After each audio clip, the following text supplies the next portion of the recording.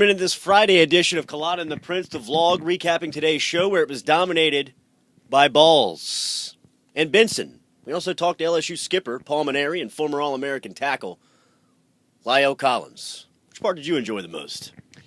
You know, I've often thought about how cool it would be to be a billionaire and own a pro franchise. And when I found out that billionaire pro franchise owners have a diet that consists of candy, ice cream, soft drinks, and red wine, I want to be an owner of an NFL and NBA team more so now than I ever have before. Seems like a good spot to be the wife right now of the owner. Yeah, and everybody's talking about, well, he's losing track of his faculties. He's 87. That's what happens. Crazy people. What do you think about Tom Brady's press conference? Was he trolling or was he serious? No, I think he was serious because he understood. I mean, these were literally like serious questions, but they were about something ridiculous. If he would have just came out and said, "Hey, look, guys, simple as this. I like my balls a little bit less. I like a football with less air than other quarterbacks, and that's what I've asked my equipment guys to do. Unfortunately, it was a little bit less than it's supposed to be. I think this all goes away." He tried to dance around it, tried to do everything else, and talking about the equipment managers doing this and that, and just it appeared to me as though he wasn't just taking full responsibility for it. NFL can't get away from controversy in the 2014-2015 season. Now they're going into their highlighted event, the Super Bowl, and it's going to be dominated by one of the teams cheating. Not just one of the teams, the Golden Boy, Tom Brady, Tommy Brady. I mean, this isn't something where you say, "Oh, well, Richard Sherman's just kind of a guy who likes to scream and holler." This is Tom Brady. This is a really big deal. How wild is Media Day going to be at the Super Bowl? Ridiculous. And it's not just going to be crazy questions. They're going to people are going to be looking for answers. Yes, about balls.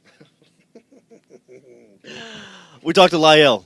He's over in Mobile. Versatility, one of his top assets that he's selling to NFL general managers and personnel departments. Seemed like the feedback's been really good on him. Yeah, Mike Detillier talked about yesterday on Matt's show about how Lyle had a pretty good week over there.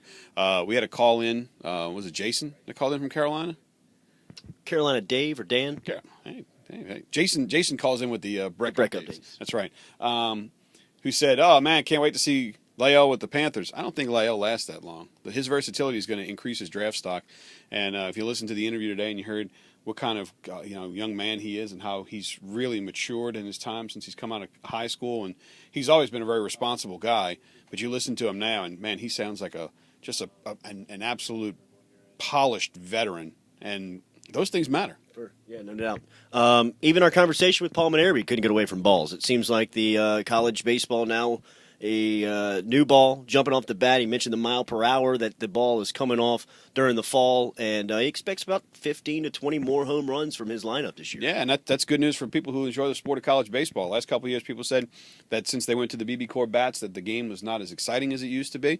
Well, now you at least have the potential of a guy hitting a home run, which is something that a lot of the times you really didn't feel as though you had that potential when you were watching a game. Big spot for Johnny Jones and his crew tomorrow at Vanderbilt. Huge spot for his guys. They need to put two solid games together. It's been kind of helter-skelter here. You lose at Missouri, you come back, beat Georgia in a game that shouldn't have been as close as it was. You go and you have a great win at Ole Miss. You come home, you lose a game you had double-digit lead against Texas A&M. Then you go to Florida and win in a tough place. This team's been kind of rising and falling here. I want to see some consistency. That goes back to maturity. If they continue to grow up and mature, I think they'll put together a good solid 40 minutes. Tough one in Memorial Gym tomorrow night at 5 o'clock. Don't forget special weekend programming for you out there. We'll be on the call for the Hall of Fame game, the nightcap.